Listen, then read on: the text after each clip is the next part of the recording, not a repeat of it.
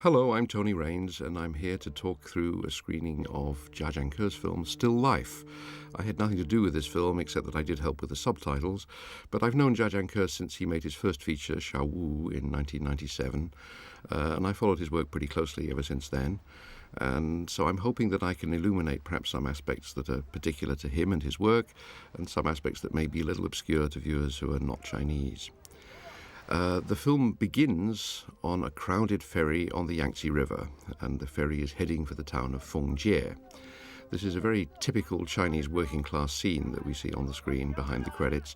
The ferry is packed. People are smoking, drinking, gambling, playing cards, chattering. Very noisy. But the film diffuses the noisiness of it, or you could say aestheticizes the scene, partly by using very slight slow motion, and partly through the music, this rather sonorous music by the Taiwanese composer Lim Gyong, who is mostly associated with the films of Ho Xiaoxian in Taiwan, but has become Jia Zhangke's regular composer.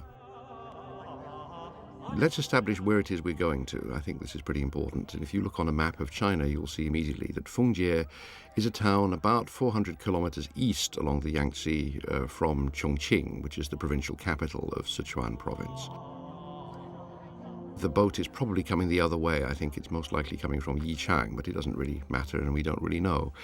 Yichang is the town close to the border of Sichuan, and access to Fengjie is from either direction along the river.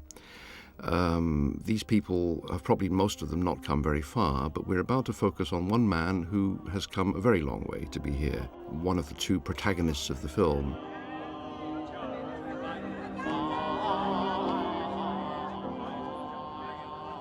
The film is a story of two people, both of whom come as outsiders to Fengjie, looking to find missing partners or lost partners, or in one case a former partner.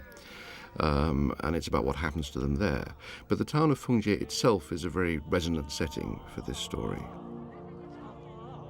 Partly because it's a very ancient human settlement. It was inhabited as long ago as the Han Dynasty, which began about 200 BC in the Western calendar, and already 1,000 years ago in the Tang Dynasty, which many consider the highest flowering of Chinese arts and culture. It was visited by poets like the great poet Li Bai, who wrote a number of poems hymning the natural beauty of these gorges. Li Bai's poems are referred to later in the film. These tales of human frailties, the fragility of human relationships, and the difficulties that people have getting together and staying together are set against the rather timeless beauty of this extraordinary environment. It's doubly resonant because Fengjie is about to disappear. It'll be a casualty of the flooding caused by the Three Gorges Dam, and that, I think, is the chief reason that Jia Zhangke came here to make this film. Now, on the screen now we're seeing Han Sang-ming, one of the two protagonists of the film, and he has come all the way from Shanxi province, which is about 1,000 kilometers to the north, but it's not a direct route. There are 3 mountain ranges in the way, for one thing, that he has to negotiate. He's probably come by bus most of the way to get here, and is now, at last, approaching Fengjie, his destination. The Chinese title of the film, we should perhaps note, is rather different from the English title. Sanxia Hao Ren, which we just saw and read on the screen, means literally good people of the Three Gorges, and there's a very deliberate echo of the title of Brecht's play, The Good Person of Sichuan. We are, of course, in Sichuan province at this point. Jia's film is not a political morality in the way Brecht's play is, but it is about, amongst other things, what it takes to be a good person in essentially venal and corrupt society, which is, of course, the subject of Brecht's play as well. Now, speaking of venality, the first thing that Han Sang-ming is going to be exposed to on arrival is a scam, and he's going to be dragged into it. I think it's not an accident that this scam is to do with money. It's a magic trick involving turning blank paper into money, but it's also to do with these scam artists earning money, conning money essentially out of these hick arrivals. Well, the scene is pretty self-explanatory, and so I don't think it needs any real commentary or explanation. So maybe we'll take this moment to say a bit more about Jia Zhangke's own background and how he came to this point in his career. He was born in 1970 in Fengyan, a town in Shanxi province, a very rural town actually, and not such a big city. And I think that that's important because, as you will note, all three main characters in this film also come from Shanxi province. And if you've seen Jia Zhangke's previous work, you'll know that the first two features are set in their entirety in Shanxi province. Actually, the first three features are set in Shanxi province. And the other two, The World and Still Life, both feature characters from Shanxi province. So I think for Jia, it's clear that it's very important for him to have these roots back in the rural environment that he came from himself. I could pause just parenthetically to note that there's a rather good joke coming up in this scene. The reference by the thug to intellectual property rights, as if some lesson has really been taught and that there might be some copyright in it, is quite a good joke because China is, of course, the piracy capital of the world. In fact, in Jia Zhangke's other films, particularly in Unknown Pleasures, there are even jokes about the pirating of his own films on DVDs. Intellectual property rights is a buzzword in China now. Everybody refers to them all the time because the World Trade Organization has been hammering away at this case, but China is still not a great respecter of intellectual property rights. Anyhow, back to Jia Zhangke and his biography. When he was a student at Beijing Film Academy in the mid-1990s, around 1995, he joined to study film theory. He became interested in filmmaking and he formed a little film group and made a couple of sort of experimental films with his group, completely without any ambitions to have them shown commercially or indeed in any way really outside film study groups. But in 1997, after he graduated, he brought together a small team of people, including the Hong Kong cinematographer Yulik Wai, himself also a director, and made his first feature on a very low budget, shooting in his hometown of Fengyan in Shanxi province. That was Xiao Wu, also known as Pickpocket, and it immediately drew enormous attention to him. It won prizes at a number of festivals and established him very quickly as an important new voice in Chinese cinema. He parlayed that into a rather ambitious second feature called Platform, which in its first cut was more than 3 hours long. It subsequently cut down to about 2.5 hours. And he's since then made a series of other films, initially Unknown Pleasures, subsequently The World, and now Still Life, which won the Grand Prix or the Golden Lion at the Venice Film Festival in 2006. In addition to these features, he's made a number of short films and documentaries and other side projects. And he's attracted funding from Japan, from France, and from other countries. So he's become quite a preeminent figure. However, in China, where his first 3 films were made without Film Bureau approval and enjoyed only a kind of underground circulation, he became most famous for an article that he published in 1998 arguing for an independent cinema.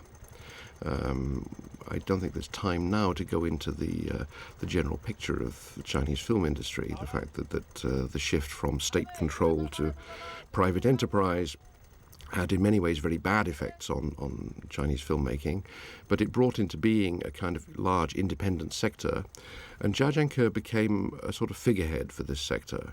After he published his article, initially in a newspaper in the south of China, but it was subsequently reprinted everywhere, the independent filmmaking movement became a national thing. I think that there is no province and probably no town of any size that doesn't have at least a few independent filmmakers now, and many of them were galvanized into action by reading Jia Zhangke's article. So he became very much the figurehead of a new independent-minded cinema. His article was arguing for the importance of that kind of cinema as against industrial filmmaking. He himself has now made a rapprochement with the authorities, and he now makes legal films. This is a legal film, approved by the authorities, although it was slightly censored in China, as we'll discuss a bit later. However, he retains a certain independence of spirit, and this film has very little in common with the commercial films that are now being made in China, and a lot in common still with the kind of independent films that he started his career with.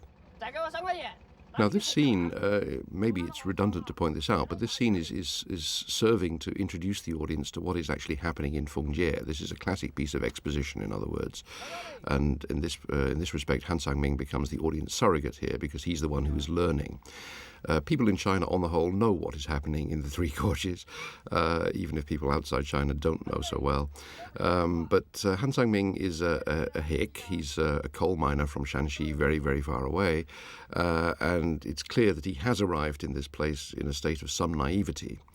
Maybe by this time we're reflecting that he sat by himself alone on the prow of the boat as it came into Fengjie port.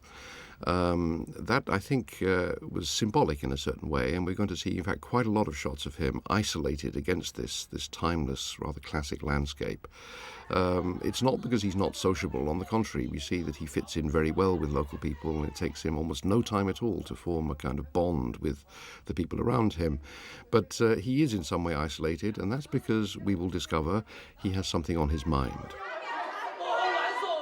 Now, he walks into this row in the relocation office, and I think this scene illustrates to us, again, more about what's actually happening in Fengjie, but it also gives us a real social realist sense of what's happening in China these days.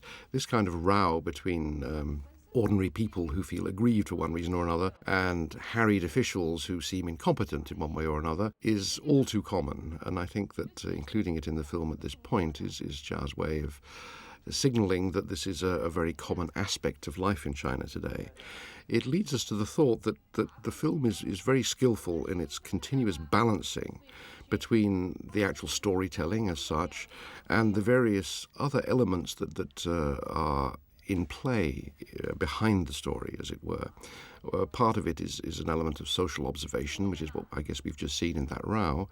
The other is an element of satire, which is coming up now, I suppose, in the sense that the computer the woman is using to check on the current whereabouts of Han Sang-ming's ex-wife breaks down. It cracks. That again is a sign of a rather lamentable state of affairs in China's current bureaucracy.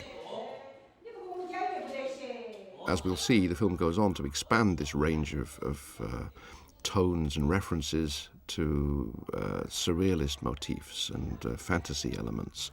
So its repertoire is in fact quite broad, but it remains always, I think, anchored in this kind of social realism and observational filmmaking about the reality of Fengjie. Here, for example, we see the painting marking where the water is going to come to once the third phase of the dam comes online. Now, we should say something about the actor Han Sang-ming. In real life, he's a relative of Jia Zhangke's, I think a distant cousin, and he was first dragged into filmmaking in Jia's film in 2000, Platform, where he's a bit player. And in fact, he's appeared in pretty much all the films since then, in small parts. But this is the first time that he's played a leading role. And to celebrate the occasion, he has changed his stage name from the real one, which is Han De-jun, to Han Sang-ming, which is the name of the character he plays in the film. So he's credited as both a fictional and a real Han Sang-ming in this case. He represents a certain type, I think, a real salt-of-the-earth type, and a rather retro type. You could see from his reactions during the magic scam on the quay of Fengjie that he's not one of China's new go-getting capitalist types. He's a very typical salt-of-the-earth. It turns out that he's a coal miner from Shanxi. Shanxi is, in fact, a coal mining province. And he's in many ways very old-fashioned in his attitudes. He's the brevity of this call home to tell them that he's got there suggests that he's very attuned to saving money and keeping everything as brief and inexpensive as possible. He's not in any noticeable way ideological. He doesn't seem money-grubbing. However, what does emerge, and what was perhaps hinted by that initial shot at the beginning of the film of him alone in the prow of the boat, he is in the grip of some feelings that he doesn't himself entirely understand. He's not an educated man, he's not particularly articulate, but he's driven by a strange compulsion, which is what, of course, the film is going to go on to explore. Now, at this point, after this naughty young man appears smoking underage, appears the first of the film's chapter titles, Cigarettes. There are 4 in all of them referring to the comestibles of various sorts that can, as it were, grease the wheels of Chinese social intercourse, and we'll have a bit more to say about them when the others appear. Meanwhile, we're back in what passes for the lobby of this less than palatial hotel, although it's called the Chinese Palace. And this is one of the young men who was in on the scam on the quay. He's one of the guys who ran the Wuhan exotic troupe, conning people like Han Sang-ming. And as we've just seen from that little glimpse of John Woo's A Better Tomorrow on television, he is a typical small-time crook, petty gangster who models himself on the figure of Chow Yun-fat in A Better Tomorrow. This is extremely common in China. John Woo's films are widely celebrated and widely seen and extensively, of course, pirated on DVD throughout China. It's undoubtedly a pirate DVD that's playing on this television as we speak. And Brother Mark, as he calls himself after the Chow Yun-fat character in the film, is very, very typical of a lot of small-town chancers, not at all sophisticated, but fancy themselves as being macho and very competent as strong-arm gangsters, able to con money out of people. He is not, of course, in any way dislikable for this reason. His affectations are more cute than anything. Follow.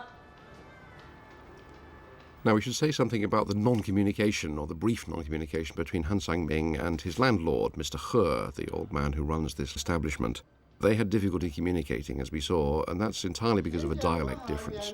Mr. He speaks with a strong Sichuan accent, Han Sang-ming speaks with a Shanxi accent. Both of them, however, are trying to speak Mandarin, which is China's national language.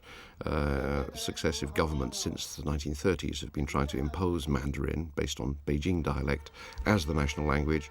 Movies helped them a lot, because when movies acquired soundtracks, they had to be in a particular language, and that was usually Mandarin. Now, this is one of very many shots in the film in which Han Sang-ming scans Feng Jie and responds to this environment that he finds himself in. This, as we'll see, is in contrast with the film's other protagonist, the woman who is going to appear later, who is almost entirely unresponsive to the environment. But he, because he's a coal miner and who actually digs under the ground, is very attuned to landscape. And quite open to it. He's close to the earth in a very literal sense. That's also why he's very bemused by these extraordinary scenes of demolition.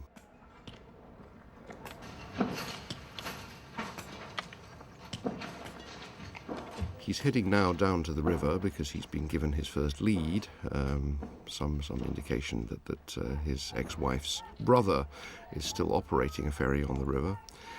So he's heading off to look for that. However, I think what Jia is interested in is the almost surrealist intensity of this demolition work, which produces one extraordinary image after another. We should say, perhaps in passing, that the reason that Feng Jie is being demolished is twofold. One is that there's a certain recycling operation in progress. The idea is that metalwork and some bricks and stuff can be recycled and will be redeployed elsewhere in China.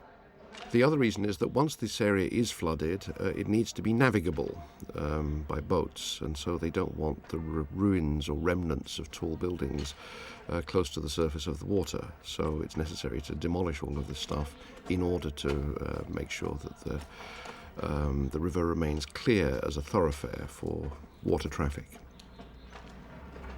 Now, the horn that we're about to hear from the river indicates that Han Sang-ming is approaching his destination, a ferry run by a Mr. Ma, whom he has never met, but who is in fact his ex-brother-in-law, as it were. He's the brother of Han's ex-wife.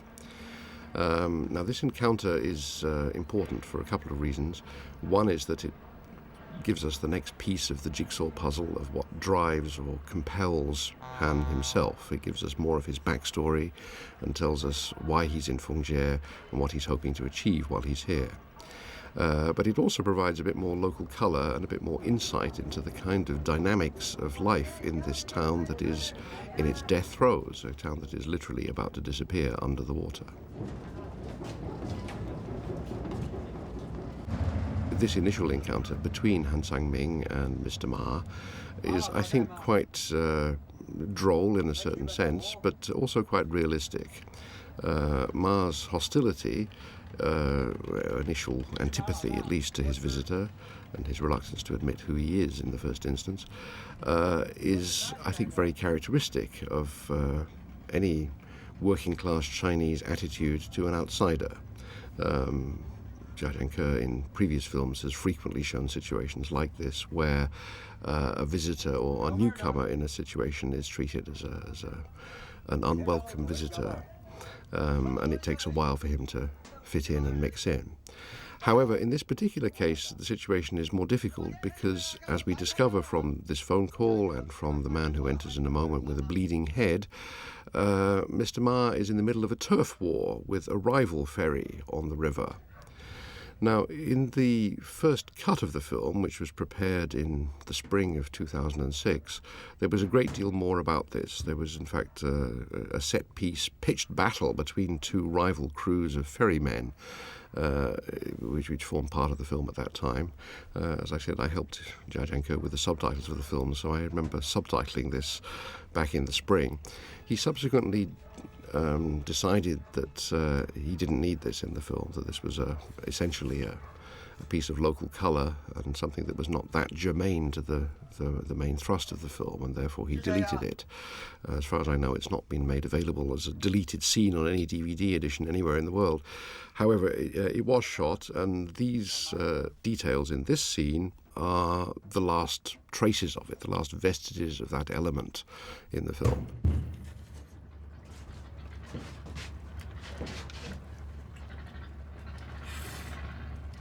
I think he was happy to leave these things in the film, although they don't lead anywhere anymore, partly because they provide a rationale for Ma's initial hostility to Han, but also because they do provide some indication of what life is like in Fengjie at this point, and the kind of tensions and difficulties that arise. And they, of course, relate to the demolition authority hassles, the strong-arming, the violence, the intimidation that we see practiced later in the film. There's a certain kind of climate of everyday violence and intimidation which prevails in this town in this time. And of course, as far as Jia Zhangke is concerned, this relates very much to the sort of money-grubbing attitudes that prevail in much of China these days, and of which he chooses to be somewhat critical. Now, I'm sure that you, who are heroically listening to this, have the same horror that I do of those DVD commentaries in which the commentator simply describes what you can already see for yourself on the screen. And I certainly set out to make this commentary without wanting to indulge in that particular crime. However, there have been quite a lot of press comments on Jia's film since it won its prize in Venice a couple of years ago, which have got plot points absolutely wrong. And it suggests to me that there's almost a willful misreading going on here. For some reason or other, a weird review in the American magazine Film Comment leaps to my mind, which managed to get at least 3 plot points completely wrong in the movie. I don't think the film itself is exotic at all, but perhaps the way that Westerners read Eastern films still imposes a sort of veil of exoticism that produces an almost willful level of misreading, or a desire to not see what's there in front of you. So just occasionally it may be necessary to, or not necessary, but desirable to clarify points to make sure that they are understood clearly, as Jia Zhangke clearly intends them to be. So this scene, which goes together with a slightly later scene with Brother Mark back in the Chinese Palace Inn, serves to finally clarify what exactly has brought Han Sang-ming to Fengjie. It's not that he's looking for his ex-wife who left him 16 years ago. It's more that he feels a a great compulsion, in fact, to see the daughter who was born just before she left, and who is, of course, now a teenager. I don't think he would be able to articulate it or rationalize it himself, but that's what's brought him all this way. And he attempts to effect this stage of his quest by presenting a gift to the one lead he has towards his ex-wife, and through her, their daughter, liquor, giving the film its second chapter title.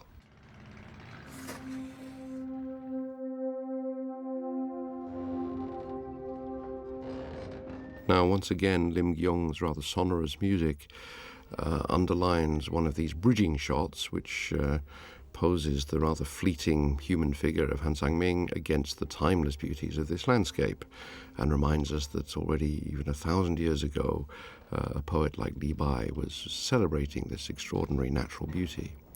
And that leads us pretty much directly to the name of the rather insalubrious establishment where Han Sang-ming is lodging. It's called in Chinese the Tangren Gekelao. We can't really translate it. It means something like lodging for guests of the Tang dynasty. So Chinese Palace Inn was about the best we could do in the subtitles. However, it reminds us that it's an irony, of course, because you can't imagine a place less like a palace than this one. However, it does offer a rather wonderful vantage point of the gorge and the river, as we'll see from the terrace outside a bit later. And so it's not an entirely ironic name. This scene, probably needless to say, is about Han Sang-ming bonding with his roommates and discovering from them that they're all themselves visitors to the region, and that they're working here in demolition, and that he can in fact earn some money in demolition. Incidentally, playing on the TV in the background, if I'm not mistaken, is King Hu's film The Fate of Li Khan, in what's undoubtedly another pirated DVD, playing panned and scanned, unfortunately, because of course the original was shot in CinemaScope. The dynamic of this scene is again to do with money, but this is money deliberately contrasted, I think, with the scam that took place on the quay when Han Sang-ming arrived at the beginning of the film. Here what we're seeing is a male bonding that takes place over the fact that both parties, both Han Sang-ming from Shanxi and these guys from Sichuan presumably, have local scenes commemorated on the back of China's current banknotes. The 10 yuan, or the 10 renminbi, has Kuimen, which is not very far down the river from here, whereas Han Sang-ming, who comes from Shanxi, where the Yellow River runs, the other great river of China, has the Hukou Falls on the back of the 50 note. Incidentally, Mao has reappeared on China's banknotes since the late 1990s, and it's quite interesting that he has done. In that place on the front of the banknotes, there used to be exemplary workers, soldiers, peasants, and the like. Mao made a big reappearance, which is very much, I think, to do with the communist government's wish to reimpose its authority and to remind people of a past that is receding very, very rapidly as China changes so fast. Mao somehow reminds people, including, of course, the generation that wasn't even born while he was alive. He did die in 1976, so it's now quite a long time ago. Reminds people that Mao had a crucial role in transforming China for the first time in 1949. And these more radical changes that have occurred more recently as China has turned into a state capitalist enterprise, which have transformed the lives of people even more than the communist revolution did, nonetheless need to be grounded in memories of what the communists achieved, since they are, after all, still in power. Now, what's happening here as Han Sang-ming becomes a demolition worker and begins to fit in, and I think that in turn reflects the fact that he feels he's making some headway with his quest for his daughter, is that the film has its first lurch into science fiction. We've already noted how these images of demolition produce very extraordinary sensations. It's very strange to see great buildings being torn down and suddenly, so sometimes to collapse in a heap, sometimes to come down bit by bit and expose extraordinary shapes and structures as they fall.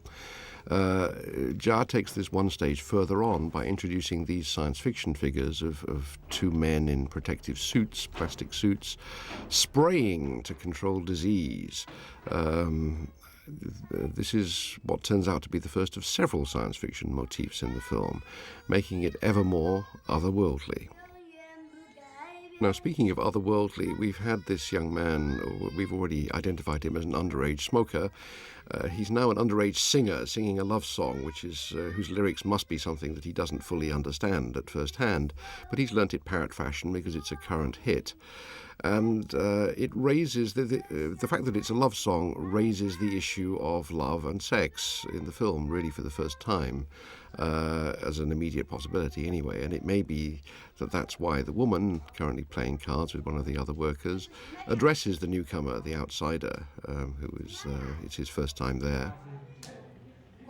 I'm wondering if he could be a potential client for her other business, which is that of providing sexual services for these lonely, sweaty, muscular men, thanks to the good offices of local women. This is a lot to say about the current state of the entrepreneurial economy in New China. Prostitution, as we know, has made an enormous comeback, and not only in China's major cities, but pretty much throughout the country.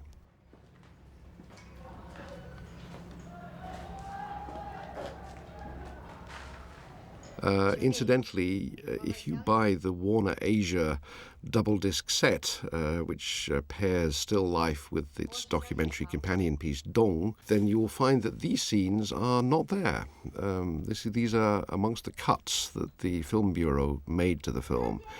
As we noted earlier, Jia Jiangke has reached an accommodation with the Film Bureau and now makes films legally and, on the whole, is allowed to do pretty much what he likes. But the Film Bureau did take exception to this rather graphic demonstration that prostitution was so readily available in the town of Fengjie. And it may be that they particularly dislike the fact that the prostitutes are so homely and that, for example, this woman can send her long-term partner outside to leave her alone with her client so that she can provide the services that he's paying for. This is an image of life in present-day China that the Film Bureau perhaps is not so keen for the Chinese themselves to reflect on, although happily they haven't stopped foreigners from being allowed to see what Jia Jiangke thinks of the way Chinese society organizes itself these days. However, this is not a sex scene. Of course, Han Sang-ming has come to this woman's home notionally to buy sex. However, for him, this is an encounter with another local person, and that represents another chance to pursue his quest. What he really wants is information about his ex-wife and his long-lost daughter, and this woman, as it turns out, can provide both. I think the exposition aspects of the scene are pretty self-explanatory, so I don't think I need to say more about that. But I'd like to draw attention to the fact that this photo he just brandished of his ex-wife, which is matched by the woman who produces a graduation photo showing her daughter and Han's daughter at high school, local high school, are the first of a series of photos in the film. And I think that they relate in a way to the film's English title. Just as this is a very ancient settlement with relics from 1,000 years ago, even 2,000 years ago, as we'll see a bit later on in the film, and we can find traces of earlier inhabitants, earlier civilizations that lived and worked on these sites. So Jia is suggesting that there are little tokens that we create of our own lives, which express our own memories and in which we invest our own feelings, which may have similar meanings for a later generation. And these photos are amongst them. Now, once more, we see Han posed against this timeless landscape, but this time with a reminder that not everything here is timeless. Some of it is very much date-tied, like those buildings that were put up and which are in the process of being demolished. And again, the surreal aspects of these scenes are underlined by this brief encounter with a homeless boy who seems to be living in one of those plastic carry bags, or at least wrapping himself in one. This has no important meaning in and of itself, and Jia doesn't develop it or take it any further, but it, as we'll see, it has a structural meaning in relationship to Act 2 of the film, which is coming up when the film changes its protagonist, and we have a whole series of events and episodes that directly echo things that happen in this Act 1, and that encounter with the little boy is one of them. Now, we're into what is effectively the last scene of Act 1 in the film, and I think it's a quintessential piece of Jia filmmaking. For most of it, as we can see on the screen right now, it's one continuous take with no editing from a fixed angle of just two actors doing their thing. Basically, it's two actors. One, Han Sang-ming, is the sort of salt of the earth sitting on the right, and the other, the petty gangster brother Mark, sitting on the left. The scene is about the two of them getting to know each other and, in a sense, bonding. I think the scene does at least three different things at the same time. The first thing is that it provides the last pieces of the Han Sang-ming jigsaw puzzle. That's to say, it provides the last bits of information we need to make sense of his backstory and to understand why he's in Fongjie and what he hopes to achieve by coming here. So we learn about the business of buying his bride 16 years, or more than 16 years ago, how this was quite normal in Shanxi, where there's a shortage of women. In Sichuan, there's a superabundance of women. So it was quite a normal thing. She was a mail-order bride. She came. She couldn't stand it, despite the fact that his family treated her very well, and he was obviously a kindly and considerate husband. She left. He got over that. However, now he feels some unexplained or inexplicable compulsion to look up the daughter who was born just before his wife left.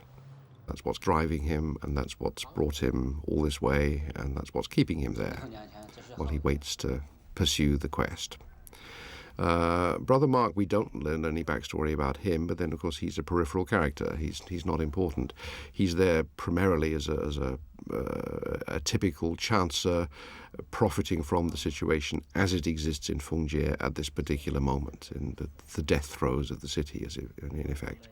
So he's somebody who is simply trying to make some money out of what's going on in town, like most of the others. Now, as I said, I think there are other things going on in this scene, though. First of all, it's about male bonding. It's about the thin line that separates a salt-of-the-earth type from a petty gangster type. And anybody who has seen Jia other films will not find this at all surprising or in any way disconcerting. Jia is very much about sincerity, honesty, and if this involves a certain level of not terribly serious criminality, that's okay with him. So for him, a salt-of-the-earth type is probably going to be a little close to the wind when it comes to following the laws of the nation. Now, the business about exchanging mobile phone numbers and comparing ringtones takes us back to the Chinese title of the film, because Han Sang-ming's ringtone is a song about good-hearted people, and we were reminded, of course, that the film's Chinese title was Good People of the Three Gorges. And Brother Mark's comment, in fact, that there are no good people of the Three Gorges refers more to himself, I think, than to anything else at this point. But it reminds us also that Jia has always had a thing about songs, that there is, right from his first feature, Xiao Wu, there was an issue about whether Xiao Wu, the petty crook at the center of the film, would sing or not. He's repeatedly dragged into karaoke bars by his girlfriend and constantly refuses to sing. Then when he's alone and naked in a bathhouse, he does sing. He sings for himself. So since that beginning, Jia has always been very much interested in whether people sing or don't sing, and when they sing, and what it means when they sing. Here, the song on Brother Mark's cell phone, his ringtone, leads us into these images of the history of the region, the Three Gorges Dam, the flooding, and takes us into this final shot for the moment of Han Sang-ming posed against the landscape.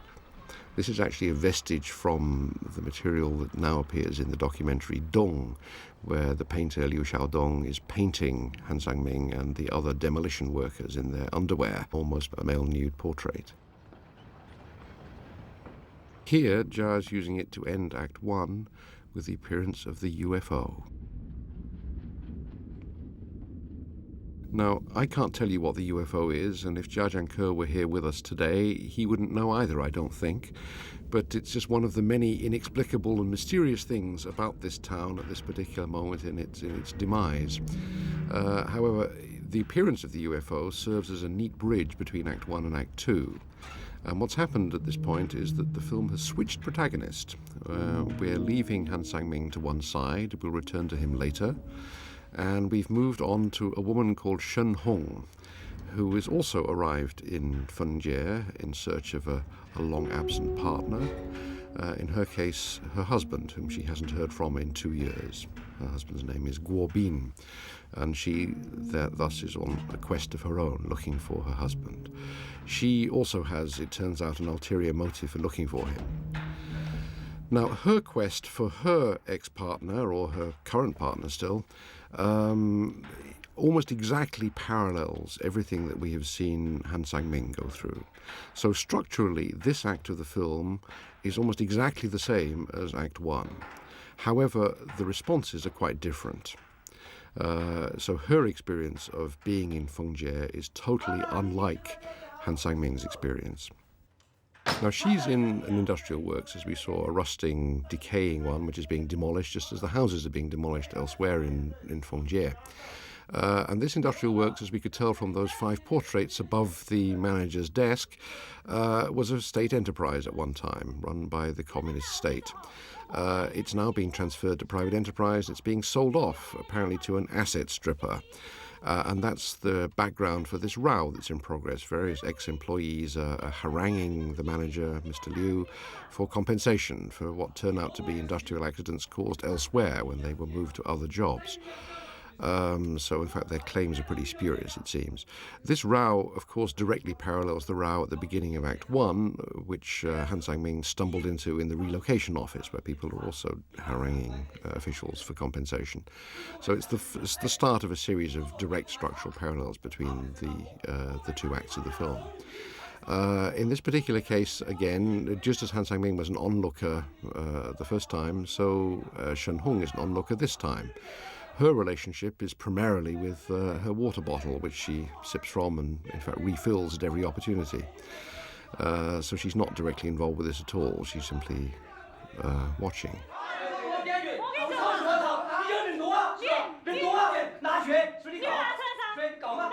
The sequence ends with a very amusing little joke when the manager Liu leans out of the window and shouts at some employee off-screen to not walk off with state property, since actually what's happened is that state property has been sold off at knockdown prices to asset strippers. It's a rather ironic reflection that ex-workers not being allowed to carry off bits that they think they might find useful for themselves.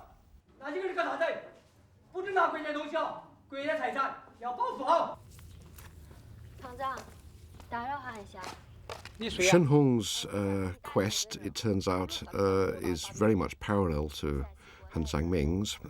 She's also looking for somebody she hasn't heard from in a long time. In her case, it's only 2 years.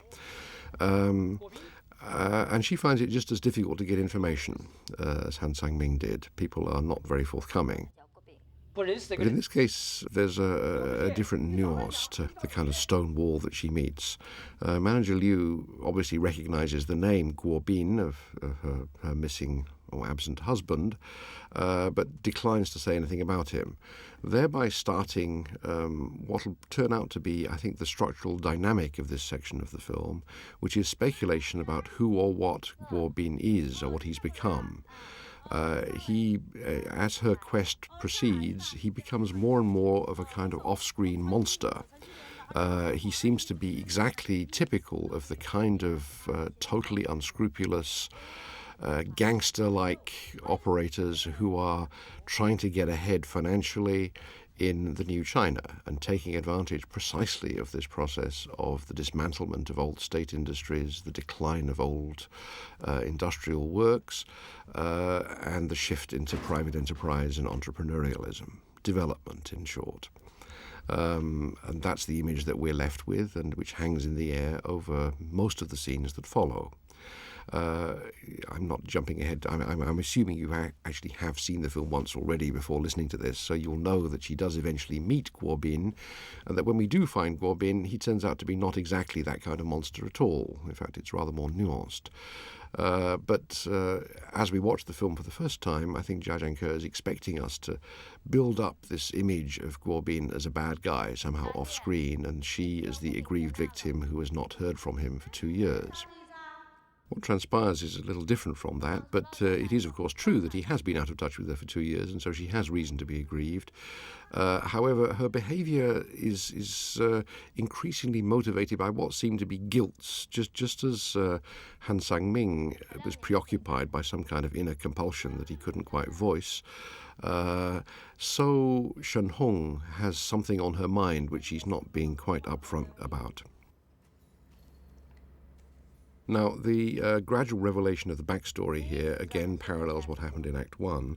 We learn more and more about Guo Bin, his history, and how he got to work here and how he's moved on from here now that the place has been sold off.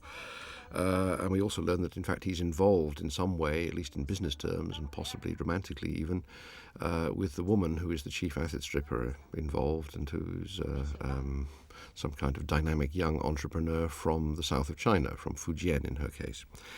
The opening now of the brutal opening by hammer of Guo Bin's old locker takes us back into, well, it takes us into the third chapter of the film, which is called Tea. Indeed, the first thing we see when the locker door breaks open is a packet of tea. But it also brings us back to the English title of the film, Still Life, and this notion that I've tried to hint at already about the way we accumulate objects, images, documents, papers, ephemera in general, that somehow serve to mark our presence here. In this particular case, this long-abandoned packet of tea becomes somehow a token, at least as much of a token, of Guo Bin's absence as his distant presence, and as strong in its way as the ID card which Shen Hong picked up.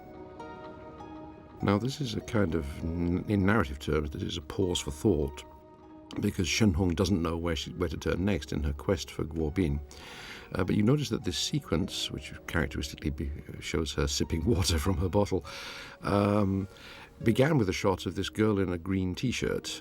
It turns out her name is Chun Yu, and she's 16 years old and local, and she's one of the many Fungjie people who has been displaced by events in the town and is looking for opportunities elsewhere. And she latches onto this foreigner in the sense of an outsider, in the hope that she might lead her somewhere.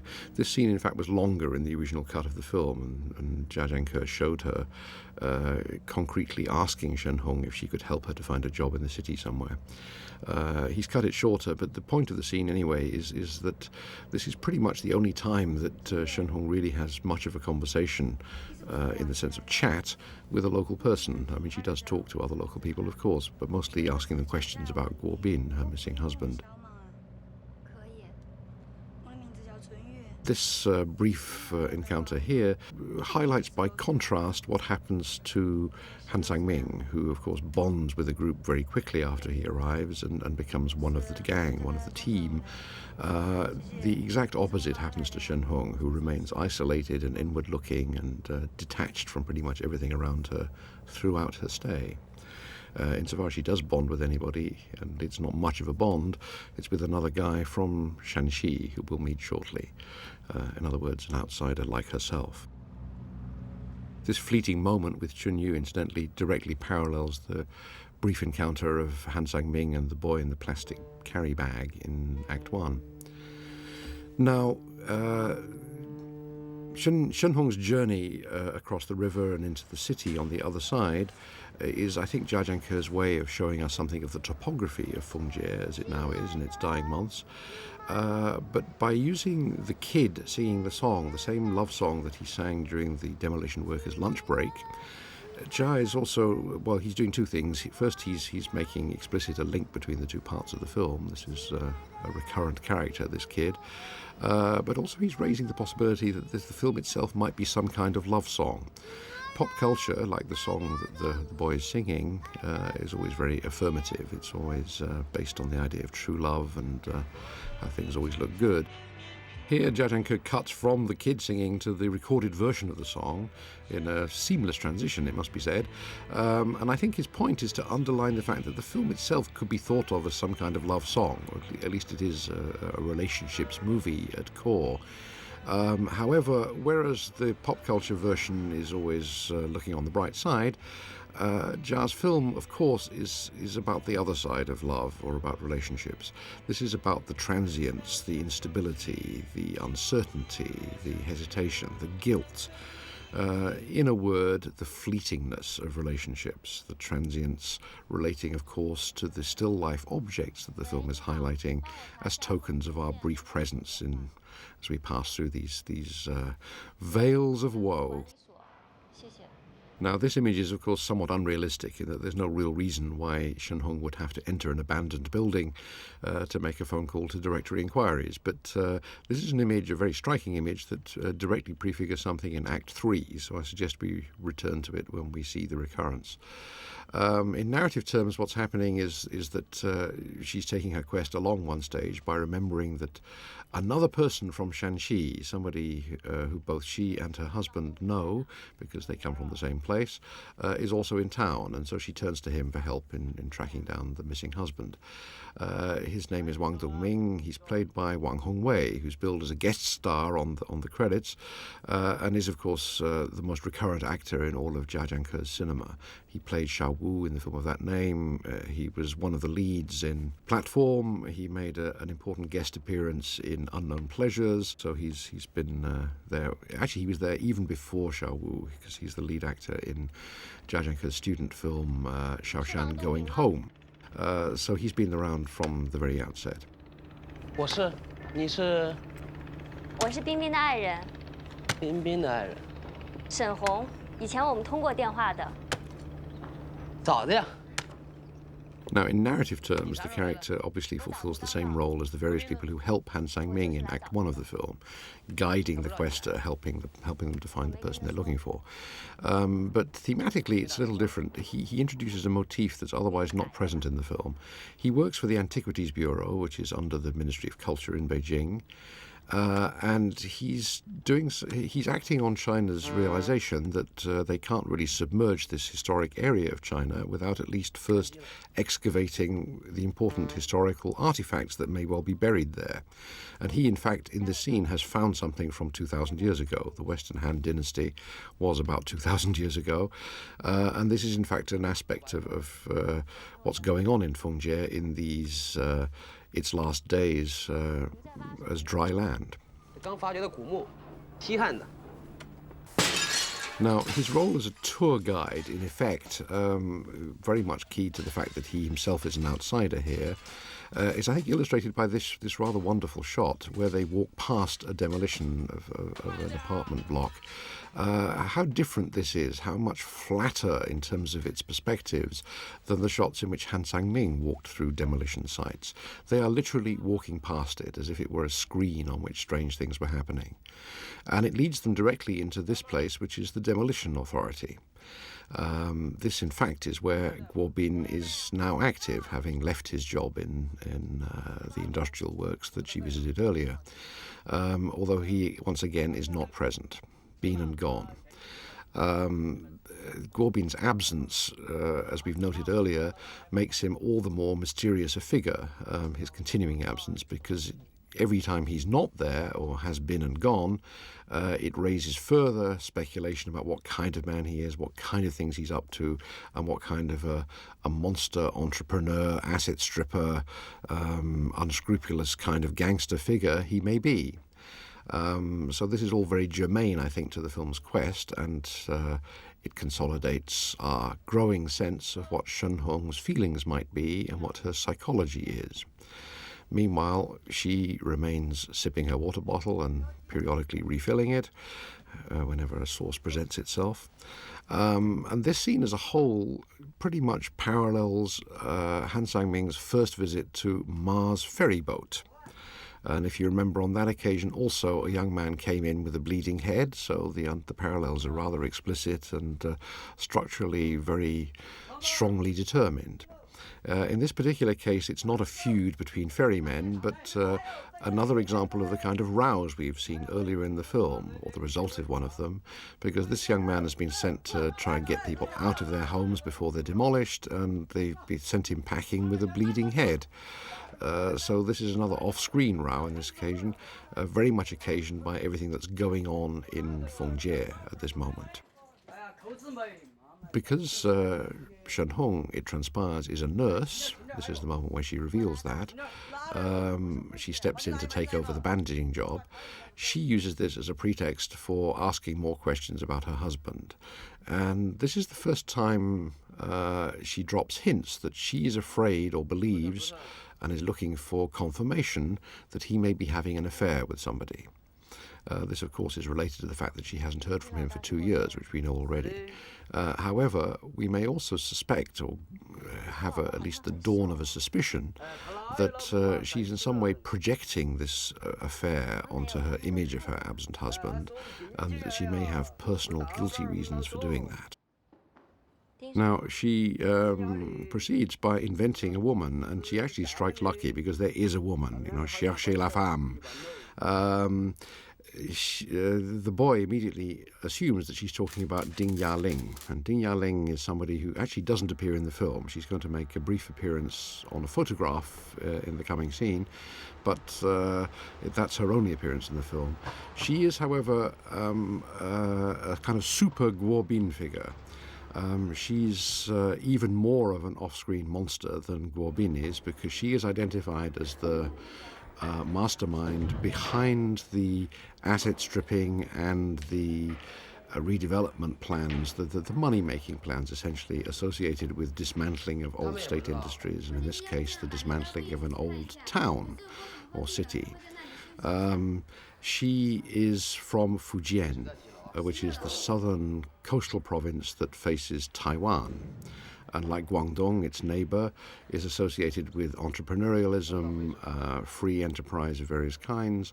It was the first area of China after the death of Mao to kind of liberate itself, or to follow Deng Xiaoping's precepts and start to move from state to state enterprise, central planning, through to free enterprise and more or less unchecked rampant capitalism. So anybody who comes from Fujian is automatically associated with that tradition, and so the stress that Madame Ding Yaling, whose picture Shen Hong is about to find on the wall of the washroom as part of a little photo exhibition of what's been happening locally, Ding Yaling is indeed an exemplar of this tradition. There she is, quite young, younger than you might have expected, clearly a go-getter. Now, the transition from a photo of demolition through the sound of demolition, the sound of a dynamiting, is a kind of vaguely surreal moment that, again, associates this part with the previous part, the Han Sang-ming story, but also leads us to that extraordinary monument. It is actually a real-life monument. It exists. If you go to Fengjie, you will see it, and as you see, it's perched at the top of a hill, so it will survive the flooding. It'll still be there once the river rises to its new height. It's a monument to those people displaced from the region. It's supposed to be a memorial of some kind to those people who had to give up their ancestral homes to go elsewhere in China, thanks to the floods. And it's designed by a quite young artist, and it's supposed to resemble the shape of the Chinese character Hua, which can mean brilliant, wonderful, outstanding, but can also mean China itself. Hua is part of an ancient name of China, and so Hua is often used in Chinese as a synonym for the country itself. So this monument is a kind of absurdity, I think, apart from the fact that it's extremely ugly. The fact that it sits there looking like that is some kind of affront, I think, to what is actually happening in Fengjie, and hopelessly out of keeping, of course, with the heritage that the site actually houses.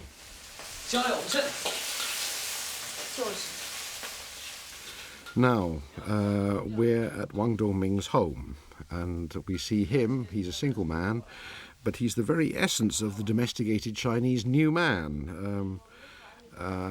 There are strange things about this man, as perhaps, I mean, obviously he's a nerd. Anybody who spends his life digging up antiquities from sites that are about to be flooded is in some sense a geek. He's not a techno geek, but he's a history geek.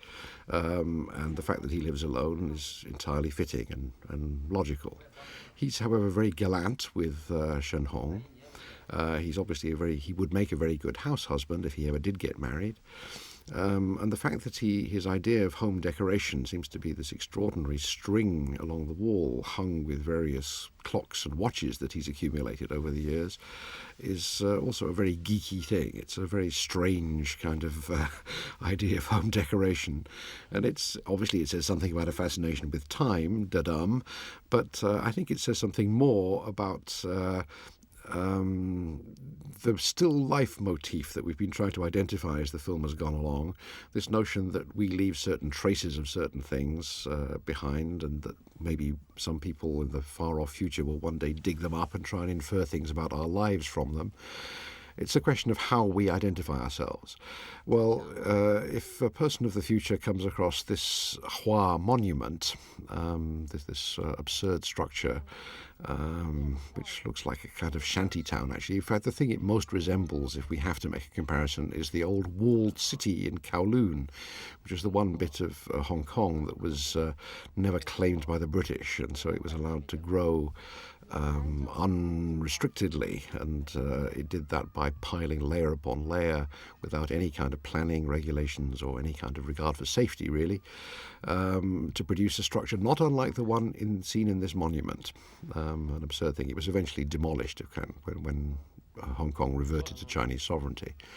When Jia Jiangke first saw this absurdity, his first thought, he told me, was that it looks like a rocket, it should take off. And as we'll see a bit later in the film, that's exactly what it does.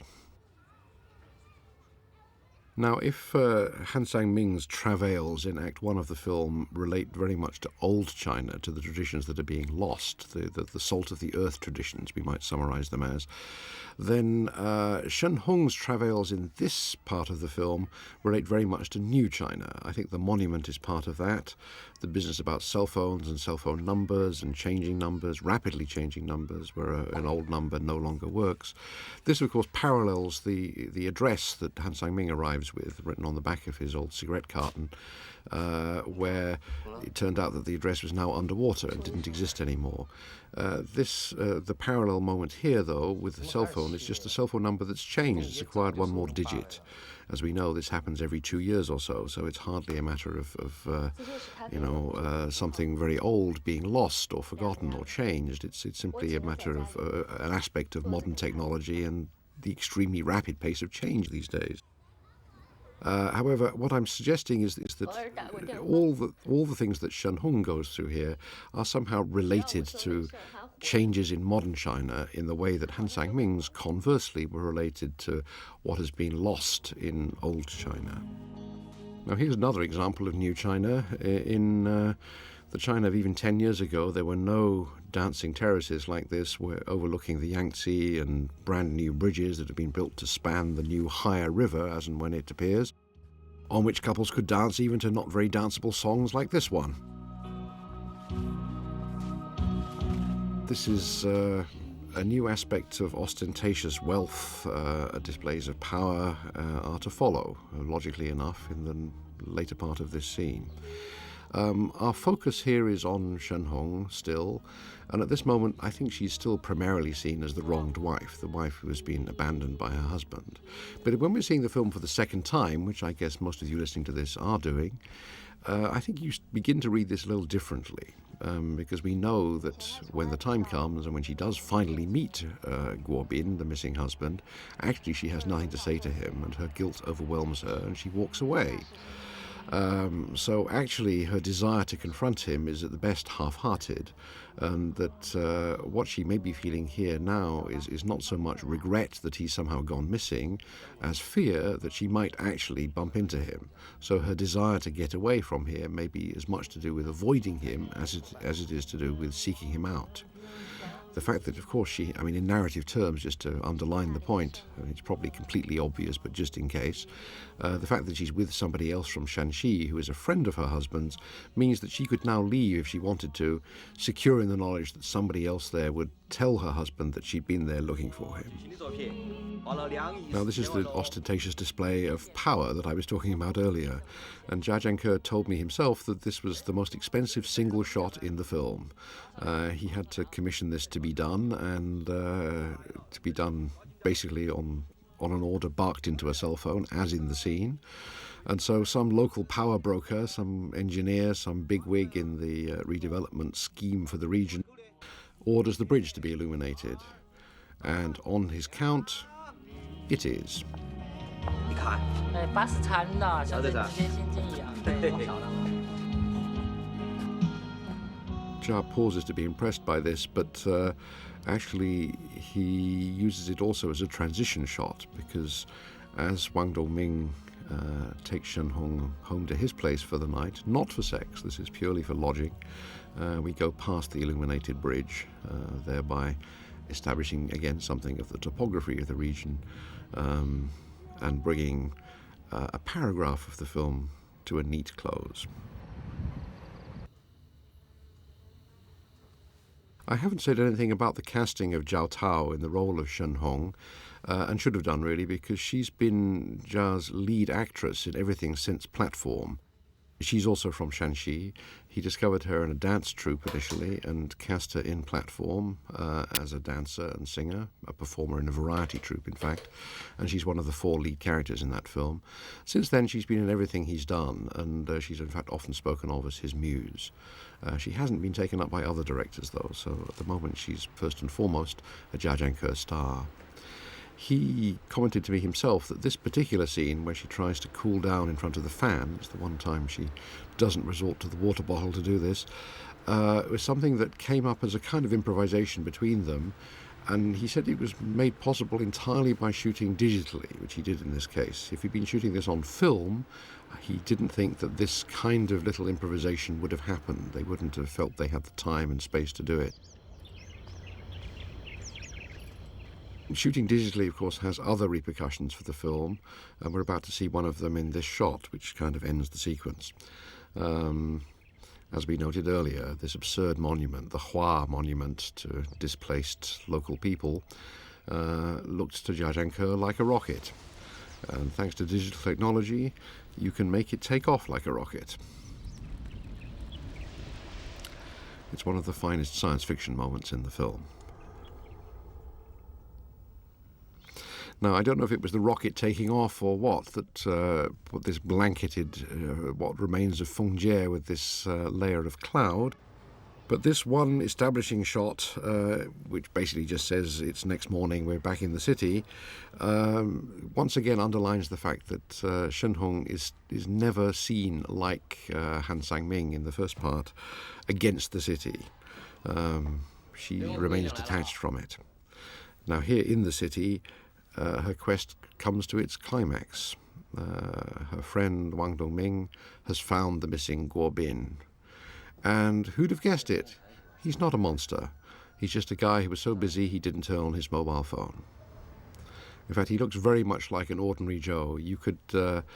It's not hard to imagine him being in an average film noir of the late 1940s. He's the kind of harried, overworked, overstressed office man who does whatever it takes to survive and keep going, carrying his man bag with him even. She, however, having finally met the man she was looking for all this time and came all this way to see, has nothing to say to him. Strange, huh? But he, being the kind of regular Joe that he is, won't give up. It is, after all, the first time that they've seen each other for 2 years. So he demands to know why she came and what she thought she was doing. 咋回事啊？ In fact, his reaction to her strange behavior, if anything, humanizes him all the more. And it seems to me that is Jia's way, a rather smart and sophisticated way, of reversing our sympathies and our expectations. Suddenly, we're no longer totally on Shen Hong's side. Suddenly, he looks like the aggrieved party. Now, this final scene between them takes place on a setting that we haven't seen before, and I think that in itself is significant. This is clearly being built as a lookout point. It's been built in anticipation of the rising of the river, so that it's pitched at quite a bit higher level than we're at the moment, and we see more of the work that's been going on to prepare the region for its imminent flooding. The relationship is also about to be flooded, and I think that the resonance between the action and the setting is actually nowhere more acute in the film than it is here. Now, when Guo Bin reaches out his hand to Shen Hong in an invitation to dance, it belies something that she said only 3 scenes ago, when they were on the nightclub terrace, if you recall. Her comment to Wang Dongming was, "Oh, he never danced." And Wang Dongming answered, but maybe he's gotten used to doing so because he has to socialize so much these days. But actually, this gesture and her response to his gesture indicates that they did dance. This is clearly not the first time that they've danced together. Once again, as in the nightclub scene, the music that they're dancing to, in this case from a loudspeaker, which is a very common, everyday part of Chinese public life these days. Everywhere you go, there are loudspeakers pumping out pop music. But this is, again, not very danceable, but nonetheless, it's, for him, a moment of togetherness, a moment of reunion after 2 years. And for her, as you can see from her expression, it's a moment of pain.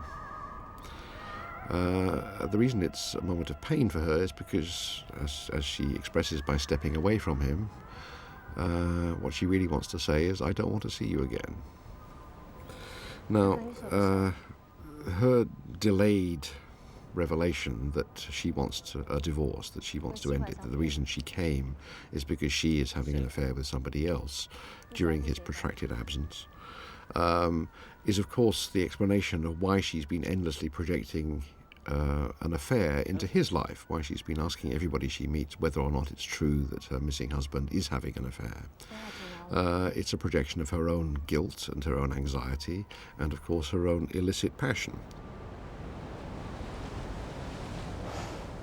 Curious to speculate how this plays with a Western audience.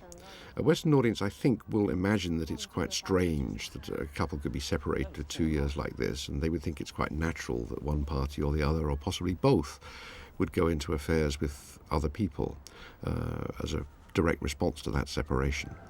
In China, this is nothing like as uncommon a phenomenon sociologically as you might expect. It is very, very common for couples to be separated by the demands of work and finance. People very often have to work in other parts of China or even abroad, and to be separated from their partners for extended periods. And enough of the old feudal family structures still survive in China for children, for example, to be brought up by grandparents, or for halves of couples who are suddenly by themselves because the other partner has gone somewhere else to work and to earn money, to live with grandparents, either his or her own or his or her partner's.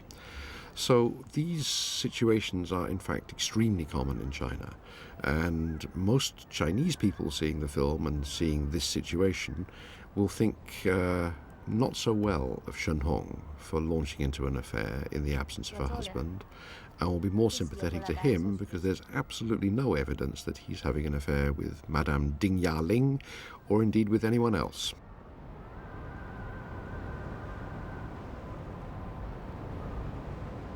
In fact, Guo Bin's rather battered charm, I think, lends a lot of credibility to what he says. It's been hard for me too.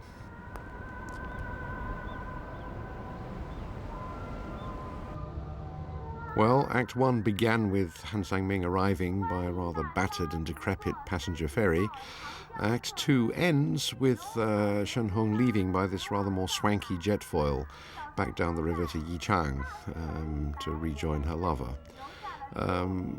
This also parallels the ending of Act 1, where, if you remember, we had a scene with Brother Mark and Han Sang-ming in the living room of the hotel, bonding, and there was a TV set playing images of the history of the Three Gorges Dam project. Here on the jetfoil, there's another TV set, also with images of the glorious history of this region. And instead of the music of Brother Mark's ringtone, we have the voice of this absurd tour guide who skips without a beat from reciting very badly Li Bai's classical poetry to mouthing state propaganda about the glories of the dam project. A sad reflection. And so Shen Hong leaves the film, once again oblivious to her surroundings and once again swinging on her water bottle.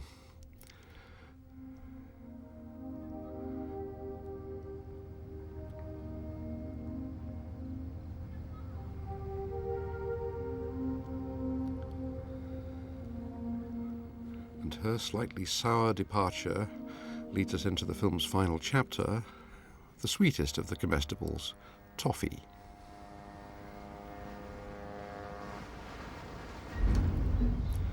Now, when Han Sang-ming, whom we're now back with, looks down at the river below and sees a boat passing, it may, of course, well be the boat that Shen Hong is on. We can't be sure. But the implication is that it could be. So in that sense, this is as much of a transition scene as the appearance of the UFO was at the end of Act 1. It serves as a little bridge to connect these episodes.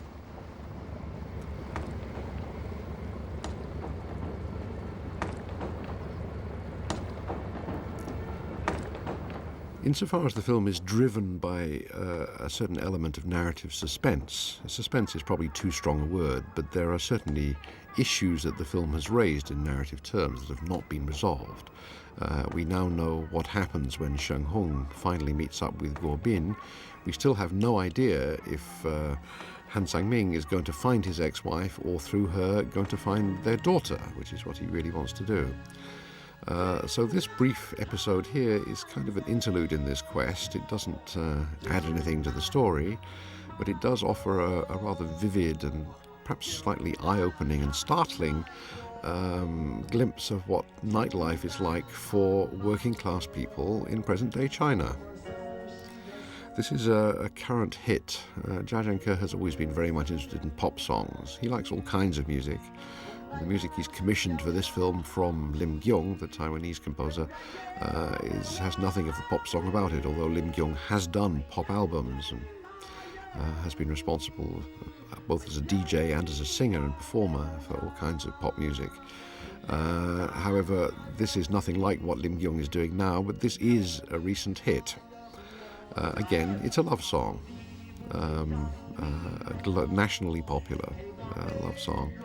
And as we can see, this, I think this is, you could almost call this a documentary sequence. Jia Zhangke staged this, and these people in the audience, including Han Sang-ming himself, are, I think, reacting quite spontaneously to the pleasure, the surprise, the exuberance, the outre-ness of this performance. I don't think it requires any commentary from me.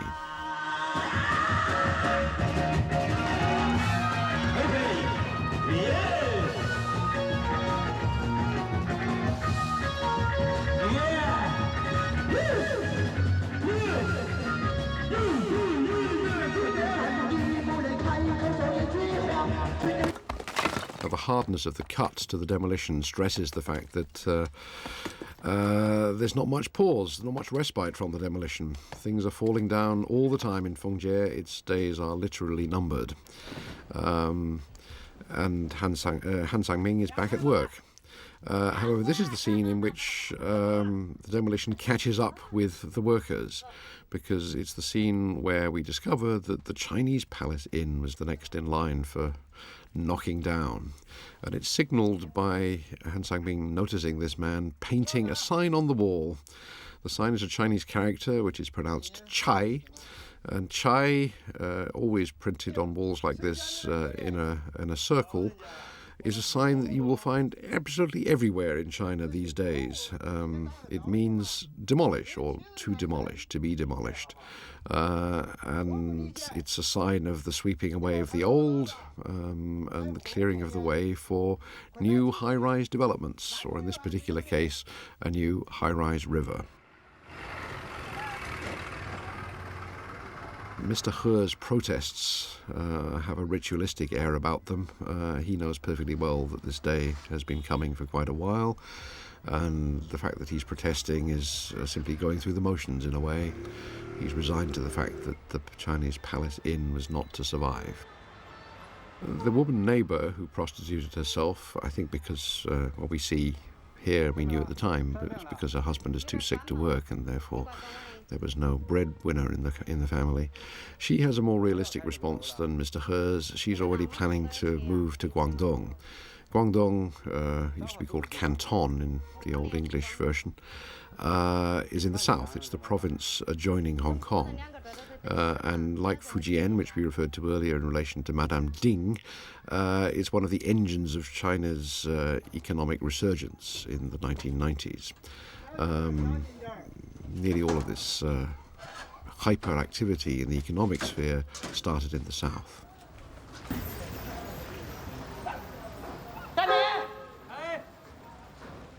Just sociologically, it may be interesting in passing to note that in old China, in hard communist China, it would have been impossible for people to move around in the way that they do now because you needed a residence permit to work anywhere.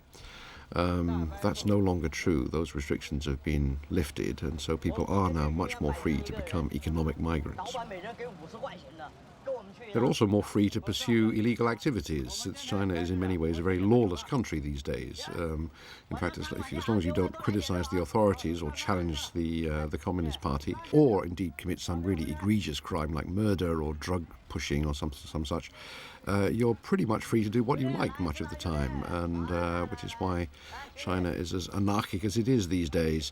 Certainly that explains people like Brother Mark, who is now handing round toffees to incentivize his gang of thugs, some of whom we saw earlier in the Demolition Authority office scene, to go off and do some strong-arm tactics on behalf of Guo Bin. This is indirectly Guo Bin's last appearance in the film, since these men are acting on his behalf and going to do something violent and nasty, presumably to somebody who is holding out on premises to be demolished. Now, this is the second time we have seen Han Sang-ming visit Mars Ferry, although we can perhaps infer that there have been other visits between the first one we saw and this one. Certainly this time when he arrives, it's very different from the first time. He may not be welcomed with open arms exactly as a close buddy or brother or anything of the sort. However, he's certainly now completely accepted as a decent, good-hearted man, and where the first time his gift of liquor was spurned, this time his gift of a light, admittedly a very modest gift, is gratefully accepted.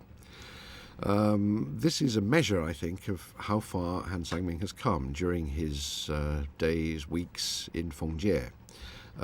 He's been not accepted as a local. Clearly he's never going to be that and doesn't want to be, but he has been accepted as a mensch, as the Jewish would say. He's a good-hearted man. It reminds us both of the ringtone on his phone, which is entirely about good-hearted people, and indeed of the Chinese title of the film itself, Good People of the Three Gorges. So, although, as we said, this is not a Brechtian didactic morality play, it is absolutely about the survival of good-hearted instincts in what is basically a very venal and corrupt society.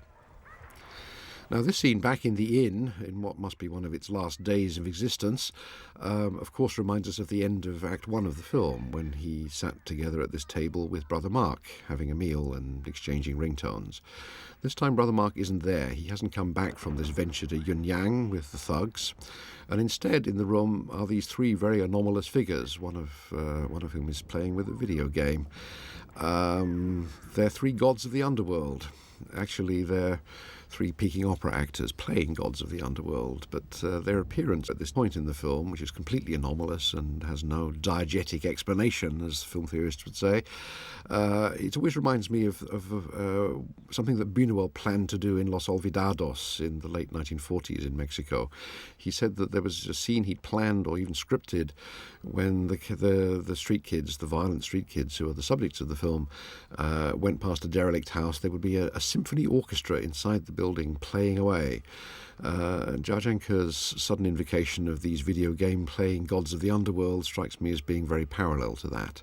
It's, in other words, a fine piece of his surrealism. But the absence of Brother Mark and the appearance of gods of the underworld is obviously ominous in that respect, leads to this scene, which is the payoff of all the business with the ringtones earlier in the film. It is Brother Mark's ringtone, that song about flooding, that leads Han Sang-ming to his corpse.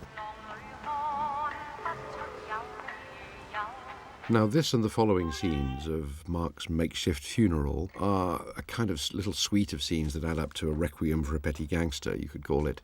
And they take the whole character of Brother Mark out of the arena in which he put himself, which is the arena of John Woo movies, these fantasies of macho violence and competence, into a real world in which you do dirty work and you sometimes pay a very heavy price for it.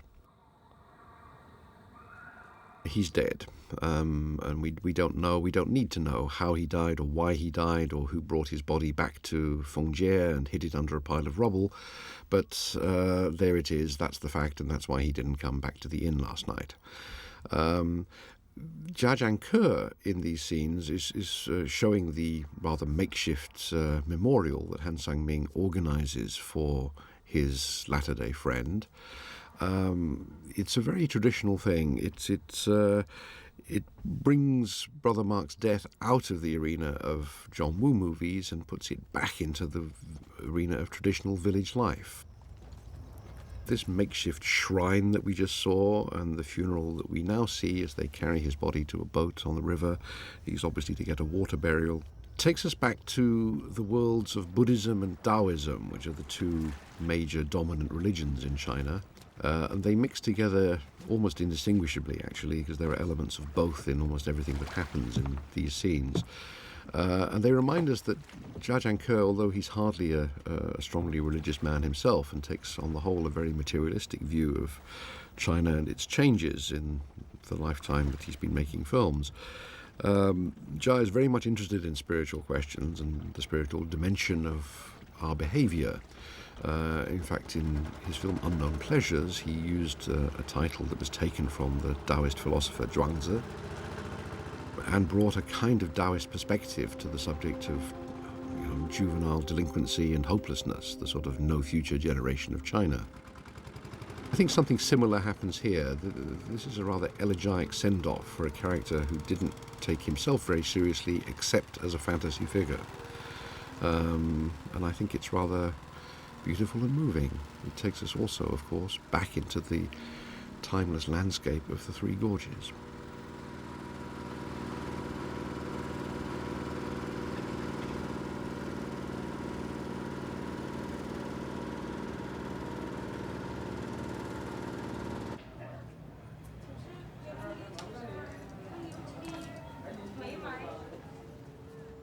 The pan over domestic objects is becoming a recurrent motif in the film, and as we've said before, these are kind of relics in a sense. These are objects that are invested with hopes and fears and emotions, and either by dint of their everyday usage or because of the particular values we imbue into them.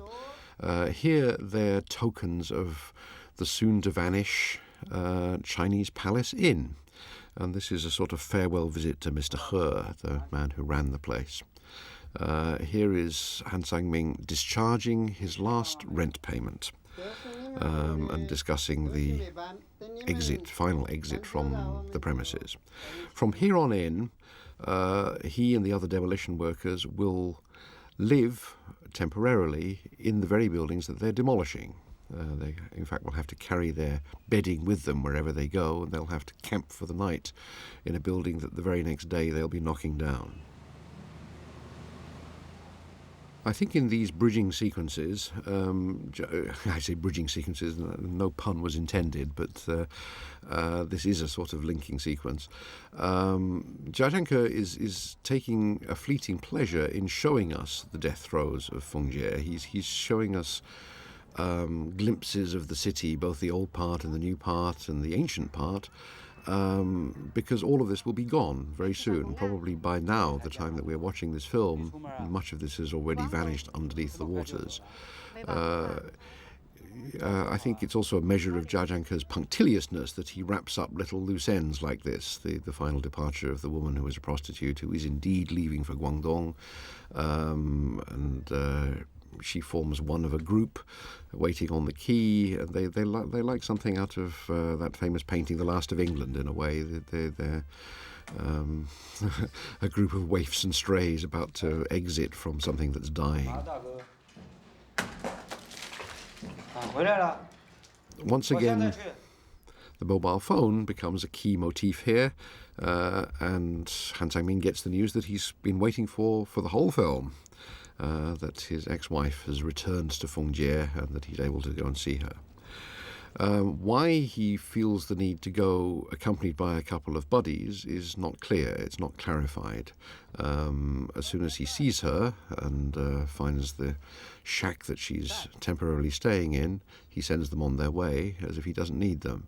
But it may be that he was at least fleetingly paranoid that something bad was going to happen to him.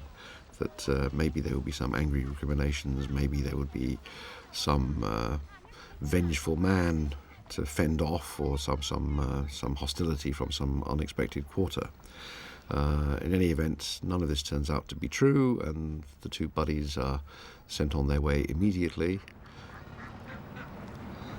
And we have the long-awaited reunion of husband and ex-wife. Now, already in Act 1 of the film, I think Jiazhanke has fully clarified the backstory here. We know that Missy Ma, the sister of the ferryman, was a mail-order bride, that she was sold, in effect, for 3,000 yuan or renminbi to Han Sang-min in distant Shanxi, and she went there and she bore him a daughter. But she didn't like it, she couldn't stand it in fact, and she petitioned for divorce and bought her way out of it with the help of the local police and returned. For the last 16 years he's evidently thought little about her. So this reunion is of course an awkward and difficult moment. But Jiazhanke has from the very beginning been very good at exploring the emotions and patterns of thinking of inarticulate people. In fact, he feels, I think, very close to ordinary people in China, the working people, the people who are not as well educated as he is.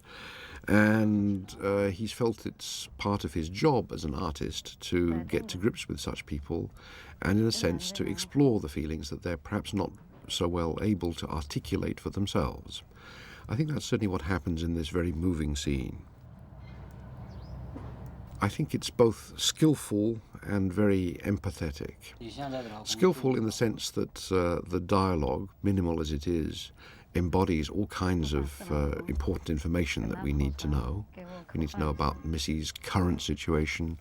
We need to know about her reasons for leaving Shanxi all those years ago. We need to know where the daughter is, what's become of the daughter.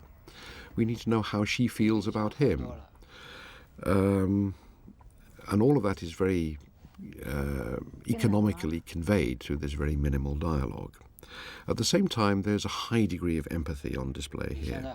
It's, of course, a very awkward situation, and just like that conversation with Brother Mark in the Chinese Palace Inn, it's one long take from a fixed angle, just two people sitting talking to each other.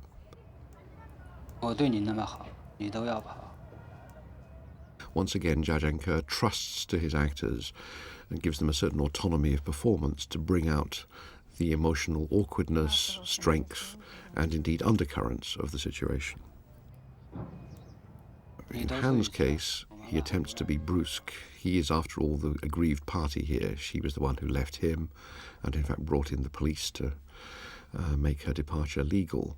So he's the one who's been left high and dry, as it were, and he, we may infer, has been living alone, essentially, for the last 16 years. However, his brusqueness, or his attempted brusqueness, proves unsustainable. It's clear that he misses her. What gradually becomes clear through the very beautiful playing of this scene is that perhaps she also misses him. 有在船上。带我去看看。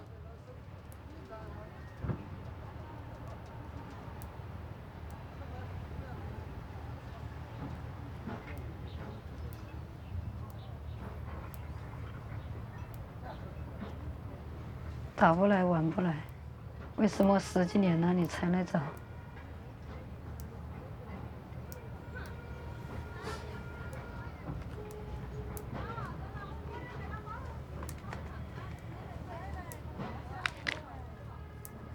We could just note in passing that she misremembers it as 10 years that they've been apart, and he knows all too well that it was actually 16 years ago that she left.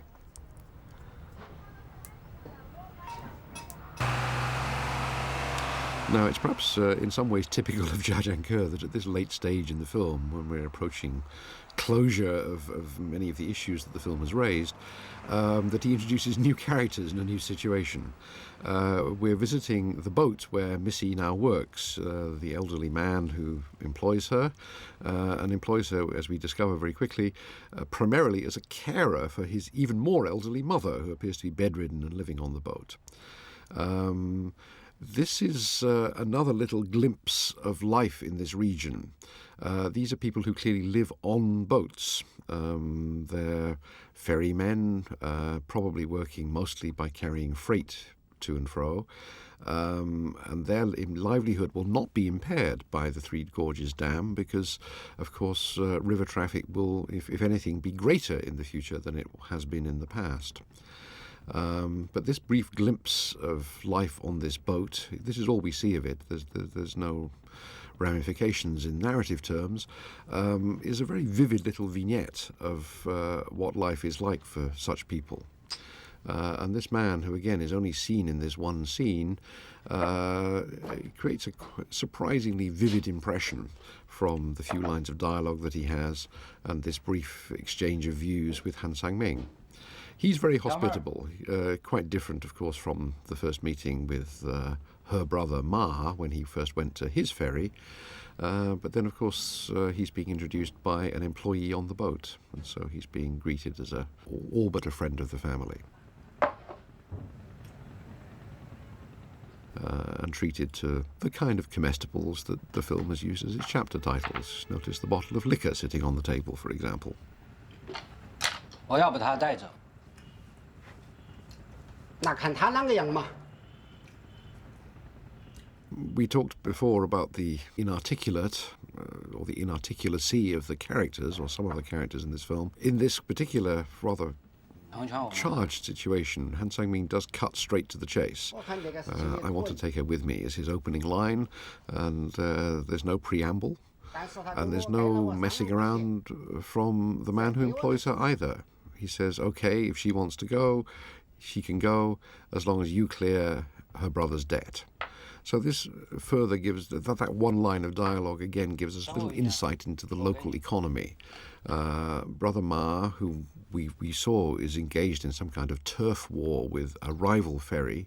We didn't see much of it in this cut of the film, but we saw enough traces of it to be aware that it exists, is in debt to this man, probably for buying the boat. So this man is some kind of, he's the water equivalent of a landowner. Now, the photo of the daughter that we saw in close-up just there was the last of the photos. We've referred to that strand that runs through this part of the film. And it's the last use of a photo to indicate something that has been lost or the characters wish to remember. It's literally a memento of an absent person in this case. We've become, of course, more aware of what absence means as the film has gone on. Now, this brief scene, the last scene with Missy, involving a very different gift of white rabbit toffee from the ones that Mark was handing around to his thugs just before they went off on their killing spree, is a shot that echoes the one in Act 2 of the film when Shen Hong calls the Directory Inquiries number to find out where the Antiquities Bureau is. The comparison is deliberate, I think, the mixture of fragility, the sense that they're in a demolished building, and spectacle, in that something amazing can happen in a place like Fengjie, where something that was on the skyline moments ago can be gone, just like the Twin Towers were. Jia Jianke noted that this was something that actually happened to him. He was once sitting talking with friends when there was an explosion and a building across the way was dynamited outside the window. So although that particular effect there was achieved by CGI, the basic aim was realism. It was something that actually happened to him. Now, this wrap-up scene with the demolition crew once again stresses how much Han Sang-ming has fitted in with the team. He's now one of the gang, one of the guys. And his conversation with them not only consolidates this entire strand of the film, because he's saying goodbye, he's decided to go back home where he can earn more money and thereby redeem Missy from her current employer, but he's also consolidating a friendship that he's built up with these people over the preceding days, weeks. We don't know exactly how long it is, but it must be some time. And the conversation, you remember that they bonded, these people, and the first time we saw them all together over banknotes. And once again, the conversation very naturally turns to money. He's leaving because he needs to earn more money. This in turn leads them to the thought that maybe they could follow him and also earn more money than they do as demolition workers. And he confirms that yes, indeed, you get paid better as a coal miner than you do as a demolition worker. So they all immediately think that this would be quite a good course for them to follow. However, he brings them up short a little bit by reminding them that coal mining is extremely dangerous work. This is an understatement. The number of deaths caused in China's very poorly supervised and very minimally safety-conscious mines, especially in the Shanxi area of North China, is notorious. There are many deaths every year, every month in fact. And so Han Sang-ming's reference to just 2 recent deaths is a masterpiece of understatement in a sense. So he's warning them. It doesn't do much to dampen their enthusiasm, but it does remind us, once again, of transience, human transience. The emphasis on death in these closing scenes of the film, of course the only death we actually see is Brother Mark's death, but death hovers over the film in these closing scenes, and the references to it are, I think, very poignant. They relate, again, to the sense of transience that the film imbues into the objects that it shows us, and takes us once again back to the English title, Still Life. This is in part not only a film about people, but a film about objects and about the values that we imbue into the objects that we use, the things that we keep, the things that we cherish, the things that we throw away, the things that we discard.